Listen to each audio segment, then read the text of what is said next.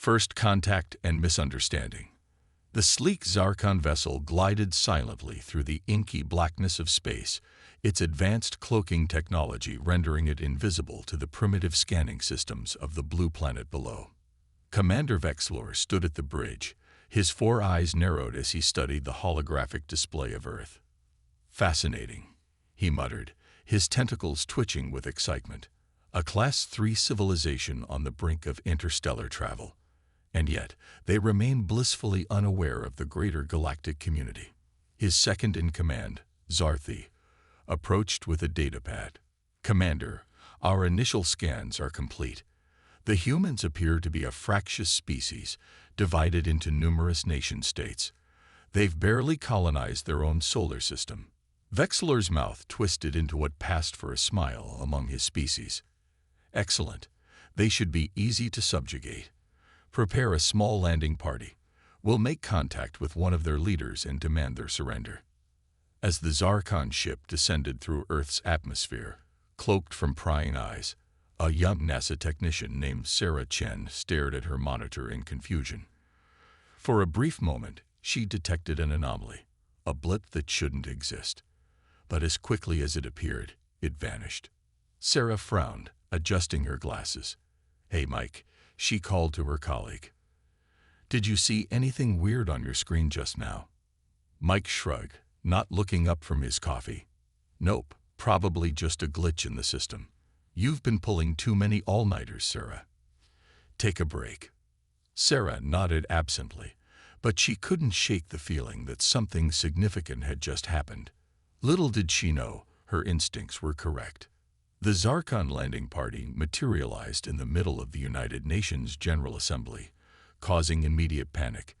Delegates screamed and scattered as the alien beings, with their towering frames and writhing tentacles, appeared out of thin air.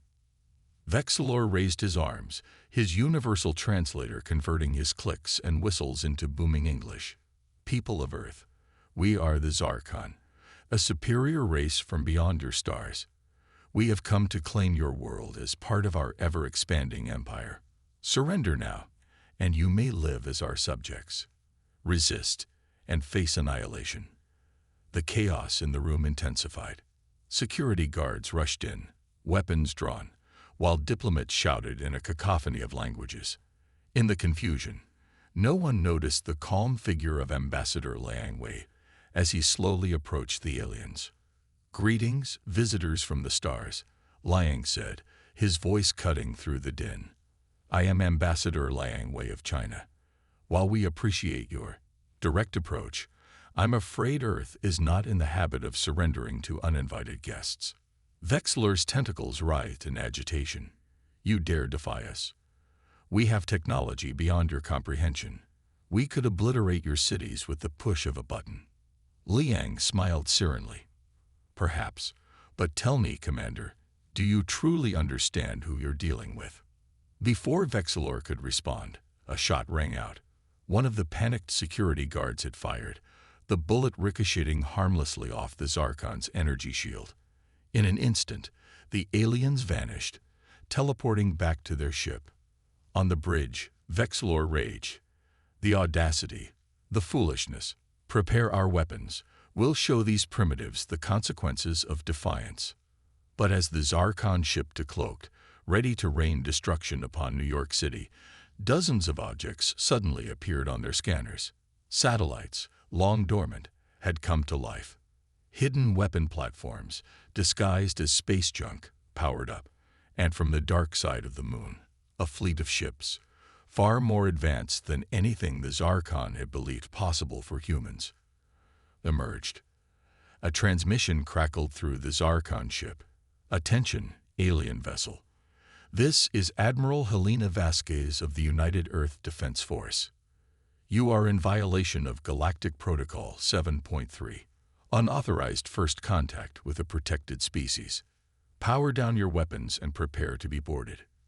Vexlor stared at the screen in disbelief. "Impossible," he whispered. They were supposed to be primitive, helpless. As the human ships surrounded them, Vexlor realized he had made a grave miscalculation. The galaxy, it seemed, held more surprises than he had ever imagined, and humanity was chief among them. The galactic threat emerges. In the aftermath of the Zarkon incident, Earth's hidden advanced technology and its status as a protected world under galactic law were revealed to the general population. The news sent shockwaves through human society, but it was only the beginning of the revelations to come. Admiral Helena Vasquez stood before the newly formed United Earth Council, her weathered face grim as she addressed the assembled leaders. Ladies and gentlemen, the Zarkon incursion was not an isolated incident. It was a symptom of a much larger problem that threatens not just Earth, but the entire galaxy. She activated a holographic display, showing a map of the Milky Way. Red dots began to appear, spreading like a virus across the spiral arms. This is the Void Collective, a group of aggressive, expansionist species that have banded together. They seek to conquer or destroy any civilization they deem inferior or a potential threat. Murmurs of concern rippled through the chamber. Ambassador Liang Wei leaned forward, his brow furrowed. Admiral, if this threat is so severe, why haven't we heard of it before? And why hasn't the galactic community stopped them? Helena's expression darkened. The honest answer, Ambassador, is that the galactic community is losing. The Void Collective's technology is advancing at an unprecedented rate, fueled by the resources they stripped from conquered worlds. Many of our allies have already fallen. Sarah Chen, the former NASA technician, now promoted to Earth's lead xenotechnology researcher, spoke up. But surely our hidden fleet, the one that repelled the Zarkon, can help turn the tide. Admiral Vasquez shook her head. Our fleet, impressive as it may seem to us, is but a fraction of the forces arrayed against the Void Collective. We've been kept hidden, protected, as a last line of defense, a final hope if all else fails. The room fell silent as the implications sank in. Humanity, so recently awakened to its place in a larger cosmos, now faced an existential threat beyond anything they had imagined. Meanwhile, light years away, the Void Collective's war machine ground ever onward. On the bridge of the dreadnought Eternal Night, Supreme Commander Xarlox of the Vorthax species surveyed the smoldering remains of what had once been a thriving civilization. Another world falls before us. Xarlox growled, his exoskeleton gleaming in the light of the burning planet below. And yet, our hunger is not sated. His chief strategist, Zura, approached with a data crystal. Supreme Commander, we've intercepted communications from the Galactic Council. It seems they're mobilizing a new defensive line in Sector 9. Xarlox's mandibles clicked in amusement. Let them. Their efforts are futile. But tell me, Zura, have we made any progress in locating the humans' homeworld? The legends speak of their potential, their unpredictability. They could prove useful. Zyra's compound eyes flickered nervously. We're still searching, Supreme Commander. The Galactic Council has hidden them well, but we did capture a Zarkon scout ship recently. Their databanks might provide some clues. Back on Earth, the United Earth Council grappled with their new reality. The revelation of humanity's true place in the galaxy had caused upheaval, but also a surge of unity. Old rivalries and conflicts seemed petty in the face of a cosmic threat. Dr. Imani Okoro, a brilliant physicist from Nigeria, presented her findings to the Council. We've analyzed the Zarkon ship's technology, and I believe we can replicate and improve upon many of its systems. But more importantly, we've discovered something in their databanks about the Void Collective's power source. She brought up a holographic image of a pulsing dark energy core. They call it void matter. It's an exotic form of energy that allows for faster-than-light travel, powers their weapons, and even enhances their biology. But it's inherently unstable, if we can find a way to disrupt it. Ambassador Liang interrupted, his eyes wide. We could cripple their entire war machine. Admiral Vasquez nodded. Exactly. But to do that, we need to get close to one of their major fleet concentrations, and that means coming out of hiding and joining the fight directly. The council chamber erupted in debate, Some argued for continued secrecy, hoping the threat would pass them by. Others pushed for immediate action, to strike while they still could. As the arguments raged, Sarah Chen stood up, her voice cutting through the chaos. "We don't have the luxury of hiding anymore," she said, her voice firm. "Yes, revealing ourselves fully means painting a target on Earth. But if we don't act, if we don't bring our unique human perspective and ingenuity to this fight, there might not be a galaxy left to save." Her words hung in the air, and slowly heads began to nod in agreement. Humanity had hidden long enough. It was time to step onto the galactic stage and show the cosmos what they were truly capable of. As the Council's deliberations continued, far above the Earth's surface, a lone Void Collective scout ship slipped past the outer defense perimeter. Its sensors probed the planet below, confirming what its masters had long suspected. In the depths of space, Supreme Commander Xarlox received the transmission, his alien features twisting into a predatory grin. "At last," he hissed, "the humans have been found. Prepare the invasion fleet. The Earth will be ours, and with it, the key to final victory." The stage was set. Humanity, emerging from shadows, would soon face its greatest challenge. The fate of not just Earth, but the entire galaxy, hung in the balance. And the Void Collective, confident in its power, had no idea of the storm it was about to unleash. Humans joined the fight. The massive United Earth ship Horizon dropped out of hyperspace at the edge of the Andromeda system, its sleek design a testament to the rapid advancements humanity had made since deciding to openly join the galactic conflict. Admiral Helena Vasquez stood on the bridge, her eyes fixed on the swirling nebula before them. "Status report," she commanded, her voice steady despite the tension that filled the air. Her XO, Commander Rajpatal, responded crisply. "All systems nominal. Admiral, the Galactic Alliance fleet is assembling at the designated coordinates. We're receiving transmissions from the Arcturian and Centauri flagships." Helena nodded. "Put them through."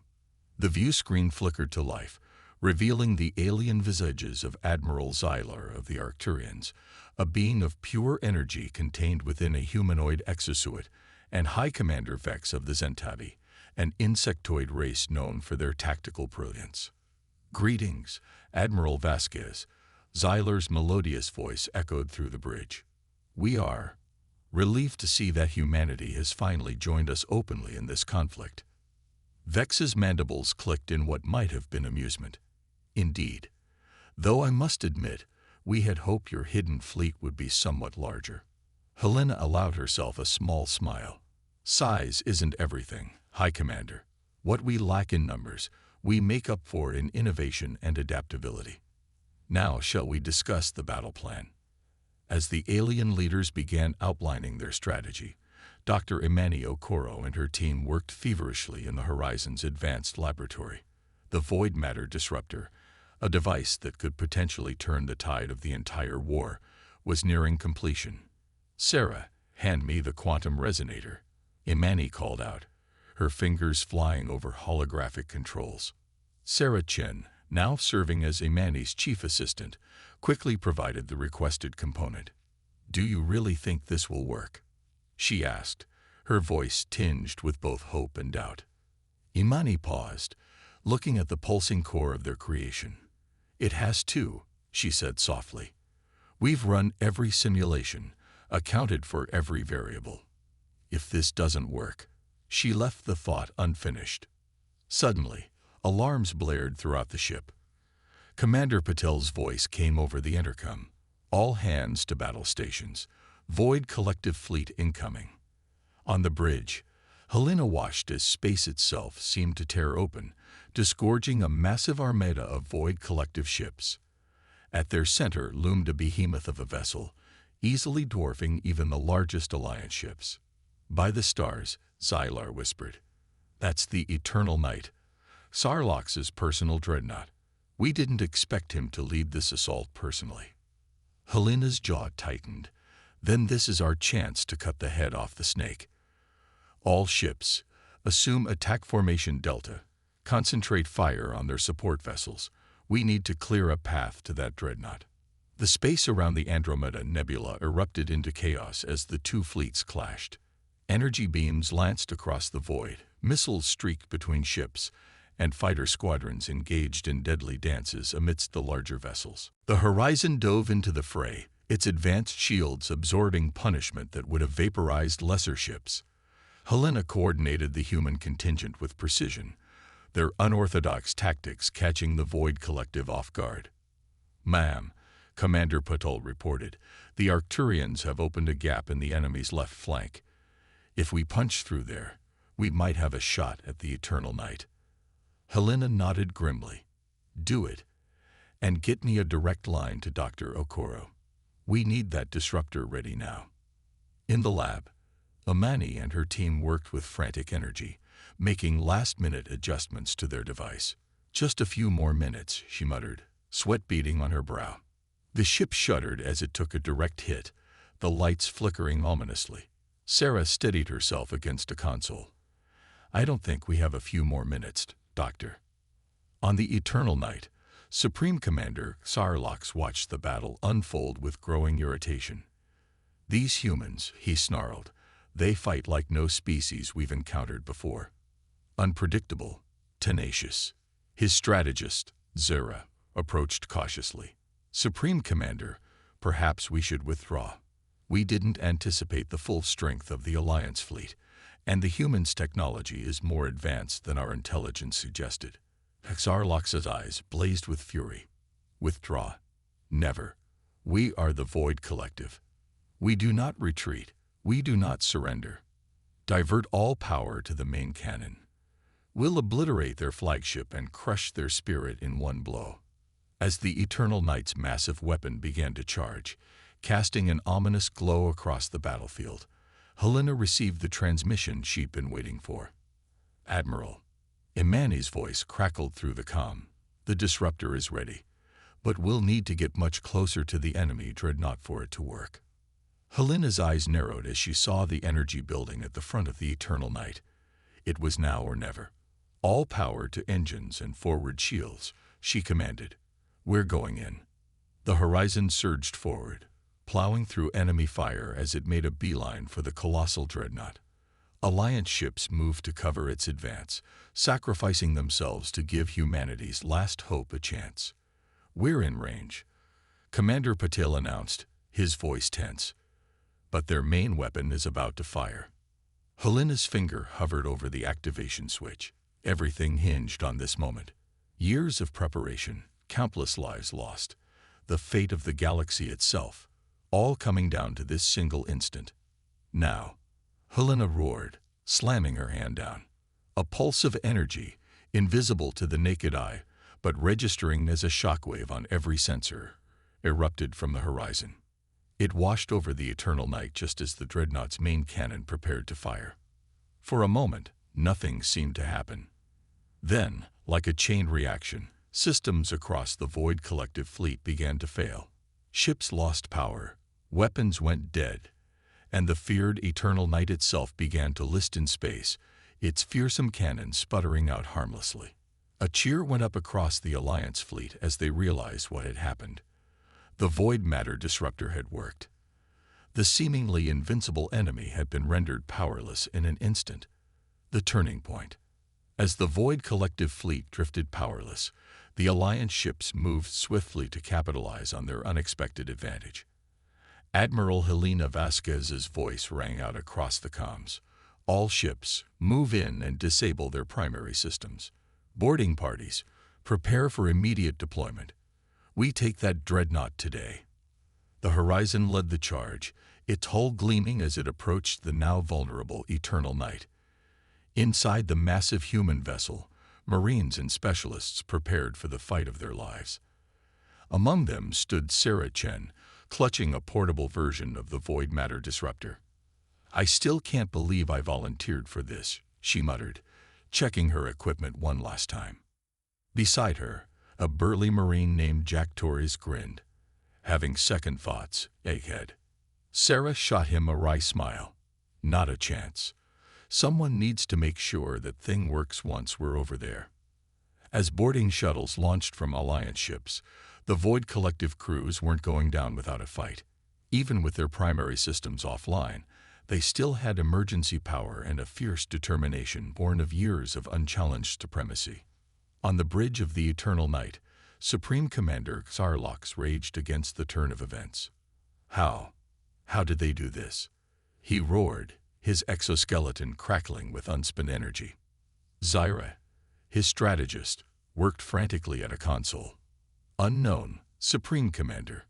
Our void matter cores are intact, but it's as if they've been neutralized somehow. We're working to reinitialize, but it will take time. Xarlox's eyes narrowed.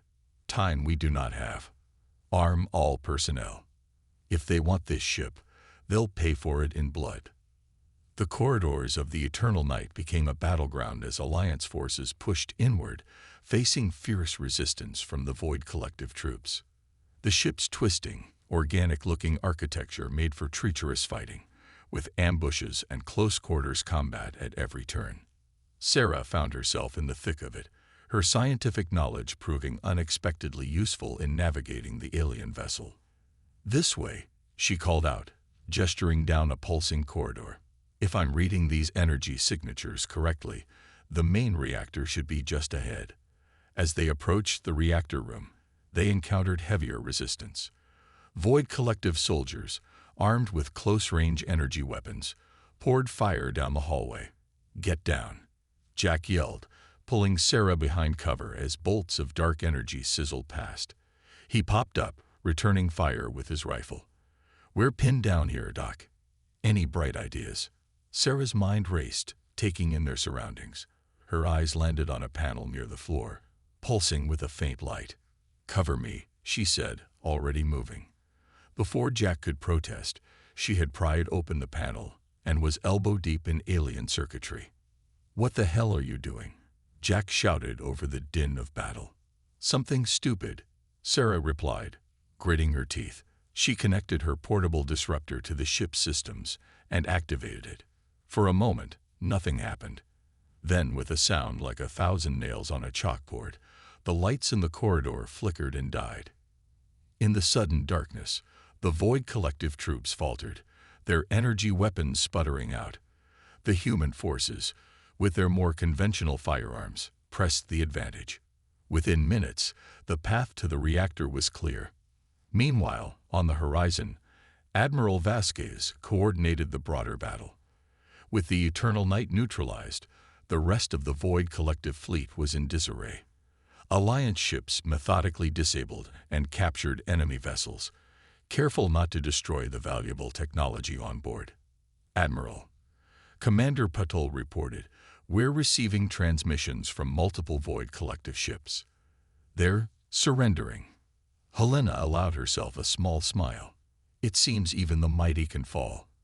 Accept their surrenders, but keep weapons hot. This war has taught us not to take anything for granted." Back on the Eternal Night, Sarah and her team finally breached the main reactor room. The chamber was massive, dominated by a pulsing dark core that seemed to drink in the light around it. "My God," Sarah breathed, her scientific curiosity momentarily overriding her fear. "It's beautiful in a terrifying sort of way." Jack kept his weapon trained on the entrance. Yeah, it's gorgeous. Now can you shut it down before reinforcements arrive?" Sarah nodded, approaching the reactor's control systems. As she worked, interfacing her disruptor with the alien technology, alarms began to blare throughout the ship. "Intruder alert," a mechanized voice droned in an alien language. "Self-destruct sequence initiated." "Oh, you have got to be kidding me," Jack groaned. "Doc, please tell me you can stop that too." Sarah's fingers flew over the controls, her brow furrowed in concentration. "Working on it. But we've got another problem. The reactor's becoming unstable. If it goes off, it'll take half the fleet with it." Suddenly, the doors to the reactor room burst open. Supreme Commander Xarlox himself strode in, flanked by his elite guards. His eyes blazed with hatred as he took in the human intruders. "You," he snarled, focusing on Sarah. "You did this. You and your primitive species dare to challenge the Void Collective. Sarah stood her ground, fear warring with determination in her eyes. We're not as primitive as you think, and we're not alone. The galaxy is filled with beings who deserve to live free from your tyranny. Zarlox laughed, a harsh, grating sound. Freedom. There is only power, little human, power that you cannot hope to comprehend. He raised a clawed hand, dark energy crackling around it. Time seemed to slow. Jack shouted a warning, bringing his weapon to bear. The Void Collective guards tensed, ready to fire. And Sarah, in that frozen moment, made a decision. She slammed her hand down on the reactor controls, channeling every ounce of power from the disruptor into the unstable core. The effect was immediate and catastrophic.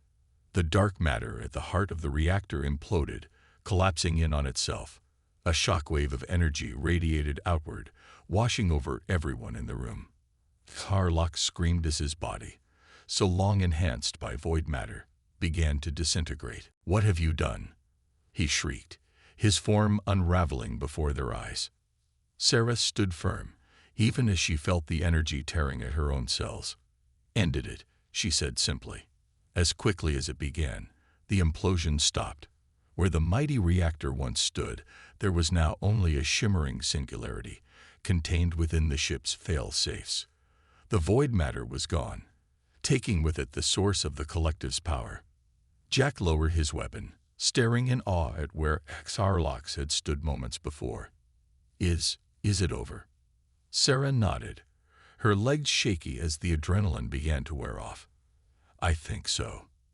At least, this part is." She tapped her communicator. "Admiral Vasquez, the Eternal Night is secure, and I think we just changed the course of the war." As news of the Eternal Night's capture and the neutralization of void matter spread, the remaining collective forces began to crumble. Without their superweapons and enhanced abilities, they found themselves outmatched by the combined might of the Alliance. In the days that followed, the true scope of humanity's achievement became clear.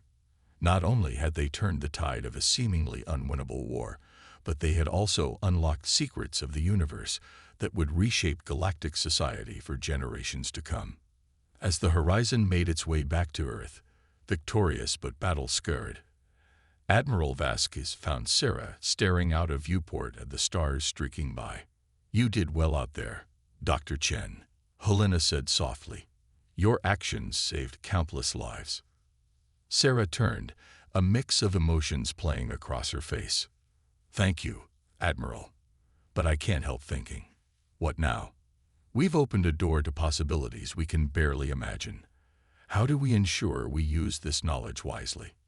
Helena placed a hand on the younger woman's shoulder. "The same way we won this war. Together, with courage and compassion. The galaxy's watching us now, Sarah. It's time to show them what humanity is truly capable of." As Earth grew larger in the viewport, both women fell silent, contemplating the challenges and opportunities that lay ahead. The war was over, but humanity's greatest adventure was just beginning. A new era of cooperation. The Grand Assembly Hall of the newly constructed Galactic Cooperation Center buzzed with activity. Representatives from hundreds of worlds, some only recently freed from Void Collective control, gathered to discuss the future of interstellar relations. At the center of it all stood a delegation from Earth, led by Ambassador Liang Wei and Admiral Helena Vasquez. Liang stepped up to the podium, his calm demeanor belying the weight of the moment. "Fellow sentients," he began, his words translated into myriad languages, "we stand at a crossroads. The defeat of the Void Collective has left a power vacuum in our galaxy. We have an opportunity, and a responsibility, to forge a new path forward." As Liang outlined humanity's proposal for a more integrated, cooperative galactic community, Sarah Chen sat in the audience, still coming to terms with her newfound status as a hero of the war. Beside her, Dr. Imani Okoro listened intently, occasionally making notes on a datapad. "It's surreal, isn't it?" Sarah whispered. "A few months ago, most of humanity didn't even know aliens existed. Now we're helping to reshape galactic politics. Imani nodded, a wry smile on her face. That's what we do, isn't it? Adapt, innovate, surprise everyone, including ourselves. Their conversation was interrupted by a commotion near the back of the hall. A group of delegates, their features obscured by environmental suits, were arguing loudly with security personnel. "We demand to be heard," one of them shouted, their voice distorted by their suit's speakers. "The humans cannot be trusted with the knowledge they've gained." Admiral Vasquez quickly moved to defuse the situation, her years of diplomatic experience coming into play. "Please," she said, addressing the agitated group, "you have concerns. We understand. Why don't you join us up here and share them with everyone?" The leader of the group hesitated, then nodded. As they made their way to the podium, Sarah leaned towards Imani. "Who are they?" "Survivors from worlds the Void Collective destroyed," Imani replied softly. "They call themselves the Orphans of the Void. They've been vocal about their distrust of any powerful civilization."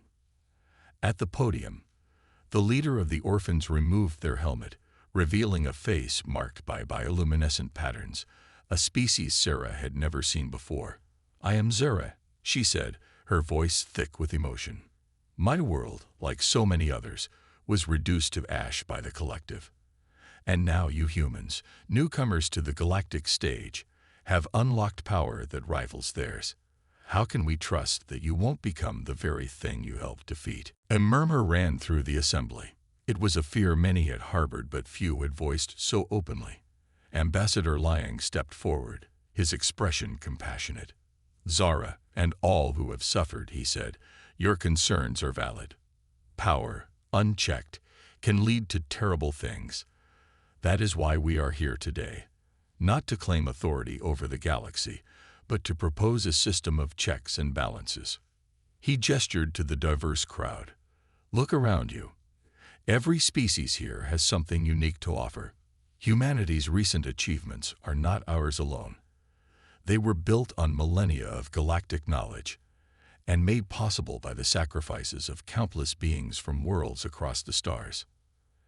Admiral Vasquez joined him. "We don't seek to rule," she added. "We seek to collaborate. The technology we've developed, the discoveries we've made, we want to share them under the guidance and oversight of a truly representative galactic council." As the discussion continued, with various delegates offering their own ideas and concerns, Sarah found herself called to the podium. Standing before the assembled representatives of the galaxy, she felt a moment of panic. Then she took a deep breath, remembering the impossible odds they'd already overcome. "I'm not a politician or a military leader," she began. "I'm a scientist, and if there's one thing science has taught me, it's that the universe is vast and full of wonders we can scarcely imagine. The Void Collective sought to control and dominate. We have a chance to do something different, to explore, to learn, and to grow together." She held up a small device, a refined version of the Void Matter Disruptor. This technology ended a war. But more importantly, it opened up new avenues of research into the fundamental nature of our universe. Imagine what we could discover if we combine the knowledge and perspectives of all our civilizations. Her words seemed to resonate with the assembly. Even Zara and the other orphans appeared thoughtful. As Sarah returned to her seat, Ambassador Liang once again took the podium. "What we are proposing is not easy," he said. "It will require trust, compromise, and a shared vision of a better future. But I believe we are equal to the task. After all, we have already accomplished the impossible. We have come together to defeat a threat that no single civilization could have overcome alone." Over the next several days, the assembly debated and refined the proposal. There were heated arguments and moments of doubt, but slowly a consensus began to emerge. The Galactic Cooperative was born, a new organization dedicated to shared scientific research, cultural exchange, and mutual defense. As the final charter was signed, ratified by hundreds of worlds, Sarah stood with her friends and colleagues, watching the historic moment unfold. "So," Jack said, nudging her with his elbow, "ready for your next impossible mission, Doc?" Sarah laughed. "I think I've had enough excitement for a while." Though she glanced at the stars visible through the assembly hall's massive windows, "I wouldn't mind seeing what's out there. For purely scientific reasons, of course." Imani grinned. "I might know of a research expedition that could use a few brilliant minds." Interested. As they discussed the possibilities, Admiral Vasquez approached, a proud smile on her face. "Well done, all of you. You've helped shape the future of not just humanity, but the entire galaxy." "What's next for you, Admiral?" Sarah asked. Helena's eyes twinkled. "Oh, I think it's time for some new blood to take the reins. I have been offered a position helping to coordinate the Cooperative's Joint Defense Force. It seems my experience with unconventional tactics might come in handy." As the celebration continued around them, Sarah took a moment to reflect. The journey from that first anomalous blip on her monitor to this moment had been beyond anything she could have imagined. Humanity had faced its greatest challenge and emerged not just victorious, but transformed. The galaxy was entering a new age, one of cooperation, discovery, and shared purpose. And humanity, with its unique blend of ingenuity, adaptability, and determination, would be at the forefront, not as conquerors, but as partners in a grand cosmic adventure. As she looked out at the sea of diverse beings, all working together towards a common goal, Sarah felt a sense of profound optimism. The future, with all its unknowns and challenges, beckoned. And this time, they would face it united.